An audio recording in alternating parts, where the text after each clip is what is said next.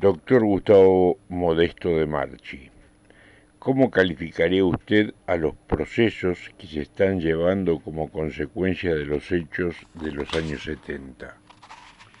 Tienen el cardenulos por varias consideraciones. La primera de ellas es de carácter institucional, que reconoce un origen político espurio como es el que se da en el año 2003 con el presidente Kirchner, quien al obtener un caudal de votos que no le permite tener una base de gobierno, ya que además había perdido la elección, y al no presentarse Menem a la segunda vuelta, no le da margen para comenzar un gobierno con un respaldo electoral lógico, reemplaza eso de una manera totalmente utilitaria, reavivando la historia de los años 70, que estaba prácticamente superada, y podríamos decir que el país estaba pacificado, ya sea por las leyes de obediencia de vida y punto final de Alfonsín, como por los indultos de Menem. Para ello, lo primero que hace el presidente Kirchner es dar un golpe a la Corte. Y lo hace con metodologías realmente de regímenes autoritarios, mediante amenazas, escraches a los jueces, que obliga a algunos a renunciar, y los que no renuncian son sometidos a juicio político, pero resulta que las sentencias por las cuales los separan de sus funciones no están basados en el mal desempeño, sino que están basados en el contenido de las sentencias. Cuando es jurisprudencia pacífica, que nadie puede ser removido de un cargo judicial por el contenido de la sentencia. Una vez operado este golpe a la corte llamada adicta o complaciente con el anterior gobierno, nombra 4 jueces, pero antes de nombrarlos, según nos ha revelado últimamente, en junio del año pasado, el que fuera en ese momento jefe de gabinete o primer ministro de Menem, de Kirchner, antes de proceder a la designación o a la propuesta del Senado de los jueces, los cita y los condiciona de manera tal que esos nombramientos ya están viciados por el condicionamiento. Y el condicionamiento es una política de derechos humanos que revive toda la historia de los 70 y vuelva a enjuiciar a quienes habían sido beneficiados por las leyes indicadas, y la no dolarización de la economía. Estos jueces aceptan la designación, por lo tanto aceptan el condicionamiento. Estos 4 jueces son Zaffaroni, Hayton de Nolasco, que paradójicamente habían sido jueces durante el proceso al cual después ellos iban a enjuiciar, porque los dos fueron jueces durante la llamada dictadura. Y se le agrega otros 2 jueces que son Lorenzetti y Carmen Argibay. Una vez instaurados ya en la Corte, se establece esa política de Estado a través de la derogación de las leyes de obediencia de vida y punto final, que no son derogadas en realidad, sino que son anuladas. Primer observación, los poderes legislativos no pueden anular leyes, solamente las pueden sancionar, derogar o modificar. La anulación corresponde pura y exclusivamente al Poder Judicial. Pero cuando esto es cuestionado, ya están los 4 jueces nuevos condicionados en la Corte y resignando sus propias funciones exclusivas, como son la de anular una ley por inconstitucionalidad, aceptan que esa función la cumpla el Poder Legislativo. Entonces, desde el punto de vista institucional ya está quebrado la independencia del Poder Judicial y condicionado su accionar. A partir de ello, se reconoce que hay una política de Estado. El Poder Judicial en realidad no puede tener política de Estado, porque la única política de Estado del Poder Judicial es la Constitución. Pero en un boletín del año 2010 cometen la imprudencia, a mi modo de ver, o la confesión, de decir que ellos, para poder elaborar esta política de Estado, tuvieron que sortear numerosos obstáculos. Ese obstáculo precisamente era la Constitución, porque quebraba el principio de legalidad, porque hacía aplicable una convención de imprescriptibilidad que no podía afectar, como lo dice el artículo 75, inciso 22, los derechos consagrados en la primera parte de la Constitución. Pero además dicen que esa política de Estado les viene dictada por el Ministerio Público. Es decir, que este es un acto confesional del Poder Judicial de pérdida de su independencia. Al aplicarse estos tratados que citan, vamos a ver cómo se da también las nulidades de tipo judicial, no solamente institucional. ¿Y por qué usted dice que se considera nulos a los juicios instrumentados a partir de la sentencia de Arancibia Clavel? Porque se basan, primero, en algo que debe ser rechazado en el derecho penal, que es la costumbre.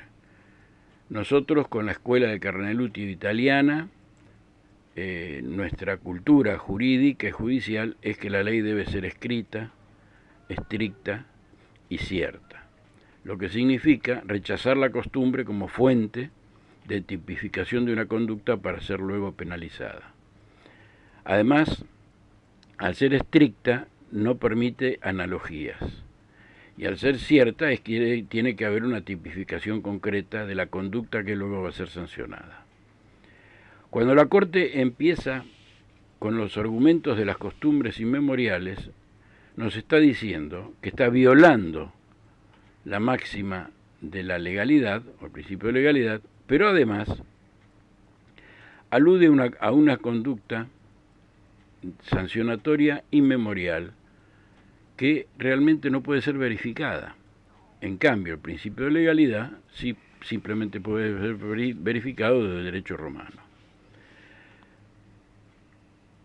Cuando se sanciona la ley, la Convención de Imprescriptibilidad, la Argentina recién ingresa a esa ley, a esa convención, mediante ley, que después deposita el Poder Ejecutivo el decreto por el cual se acepta, recién en noviembre del 2003.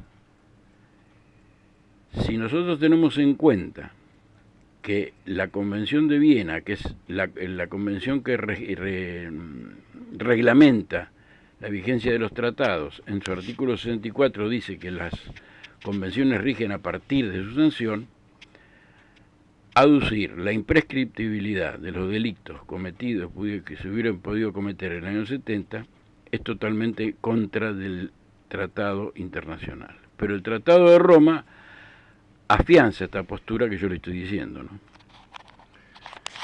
Entonces, jurídicamente, ¿cómo estima usted que debería tratarse la relación entre los tratados internacionales, el derecho interno y esta cuestión en trato? Bueno, la cuestión está clarificada con el Estatuto de Roma. El Estatuto de Roma expresamente establece en los artículos 22 y 24 que el tratado empezará a regir una vez que sea aprobado y depositada la aprobación en las Naciones Unidas. Este tratado recién rige en la Argentina a partir de septiembre del 2001. Por lo tanto, todos los hechos anteriores al 2001 no pueden bajo ningún aspecto ser tratados como imprescriptibles bajo riesgo de estar violando la Constitución. ¿Por qué?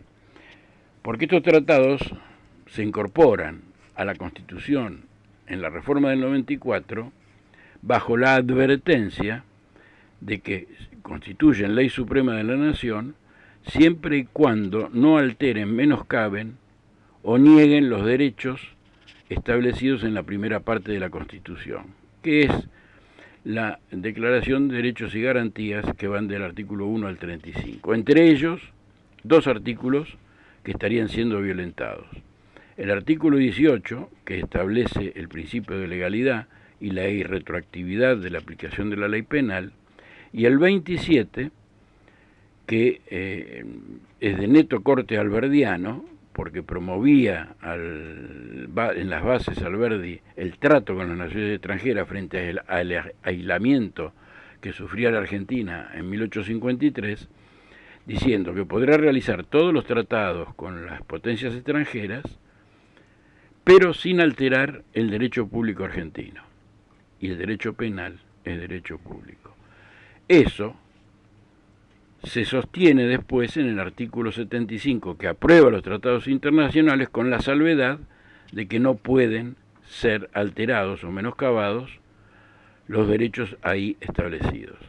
Sí puede darse el caso de que estos derechos sean alterados cuando es para favorecerlos, como es el caso de la Convención Interamericana de Derechos Humanos, que establece el derecho de respuesta frente a una noticia falsa o que menoscabe el honor o el buen pasar de una persona. Entonces, como ahí incorpora un derecho, amplía derechos, ahí sí podemos hablar de que está vigente en la primera parte de la Constitución. En definitiva, no puede ser alterado el principio, ninguno de los principios establecidos en la primera parte de la Constitución, mala parte, es decir, en contra de la parte. Sí, sí los amplía. ¿Qué consecuencias puede traer la acción de la justicia federal en lo que hace a su actual actuación en estos procesos? Primero habría que establecer que esa política de Estado, que se la impuso el presidente Kirchner a la Corte en su mayoría, salvo la digna presencia en la misma del doctor Fait, se la ha impuesto de manera vertical al resto de los tribunales y lo ha hecho de una manera generalizada y sistemática. Y aquí viene la otra transgresión. El Poder Judicial no es una entidad jerárquica, sino que es una entidad con diferentes instancias. Hay materias o temas que pueden ser tratados por un juez de primera instancia y no por la Corte, por ejemplo. Inclusive, se está reconociendo esto en las leyes. Por ejemplo, estas leyes de per saltum, lo que están haciendo es eliminando instancias y convirtiendo al Poder Judicial, que es un poder independiente externa e internamente, y cuando me refiero internamente digo que el juez no depende de la Cámara, ni la Cámara depende de la Casación, ni la Casación depende, como sí pueden depender los organismos de las Fuerzas Armadas, de Policía o hasta el propio Ministerio Público. Esta es la primera consecuencia.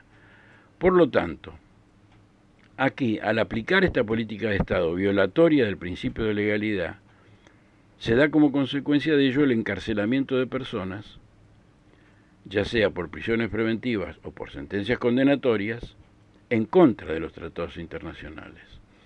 Y el Tratado de Roma establece claramente como un delito de lesa humanidad el encarcelamiento o privación de libertad de una persona contra los tratados internacionales. Es decir, que no descarto en el futuro una presentación de la Corte de la Haya de que todos los jueces que se han basado en esta sentencia, en sentencias derivadas de los tres casos Arancía Clavel, Simón y Maceo, que constituyen la política de Estado impuesta por Kirchner, puedan ser denunciados por crímenes de lesa humanidad en base al artículo 7, inciso E.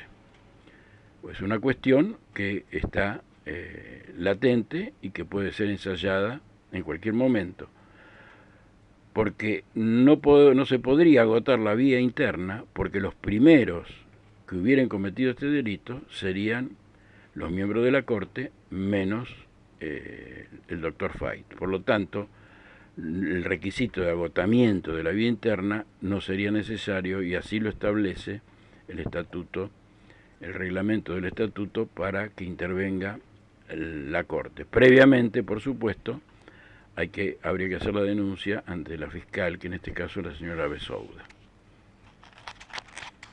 Bien, ¿cuál sería entonces la solución inmediata, más simple, para superar el actual estado que usted califica de injusticia? Sí, calificó de injusticia y de encarcelamiento ilegal de quienes están sometidos a esta política de Estado. Una solución sería un proyecto de ley que incluya un inciso en el artículo 479 del recurso de revisión, determinando que será revisable toda sentencia que esté dictada en base a jurisprudencias o a leyes que hagan o que hicieren retroactiva la ley penal. En este caso sería un trámite expedito, lo presentaría el perjudicado y estaríamos encuadrados dentro de lo que es el recurso de revisión. Fíjese que el recurso de revisión prevé ya lo contrario, es decir, la aplicación retroactiva de la ley cuando beneficie a la parte, es decir, cuando la ley anterior a la que fue condenado sea menor. Esto nos posibilita, en el entendimiento de una buena hermenéutica jurídica, de una interpretación coherente, decir que nosotros podemos revisar una sentencia que está dictada en contra del principio de legalidad en base a unas jurisprudencias totalmente equivocadas, contrarias a derecho y contrarias a los propios tratados que citan, porque ellos cuando dictan sentencias citan estos tratados que dan curso, reconocen el principio de legalidad, que no es más que negar la retroactividad de la ley penal y así sembrar de inseguridad jurídica como la que actualmente vive el país, ¿no? Bueno, muchas gracias, doctor De Marchi. Seguramente mantendremos otro encuentro para continuar con este tema que es tan amplio. Creo que sí. Ahora vamos a revisar. Se fue más largo este, me parece. ¿O no?